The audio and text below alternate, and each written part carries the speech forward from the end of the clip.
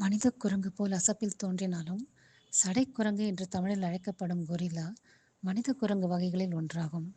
மனிதர்களின் டிஎன்ஏவோடு 98.3% ஒத்துப்போவதன் மூலம் மனிதகுலத்தின் நெருங்கிய உறவுகளில் மூன்றாவது இடம் பெற்றிருக்கும் கொரில்லா ஒட்டுமொத்த குரங்கினங்களில் மிக பெரியதாகும். மனிதர்களைப் போலவே மகிழ்ச்சி, சோகம் போன்ற உணர்வுகளை உடைய மிகுந்த புத்தி கூர்மை நிறைந்த கொரில்லா கடந்த காலம் மற்றும் எதிர்காலம் பற்றி யோசிக்கும் திறனும் கொண்டது.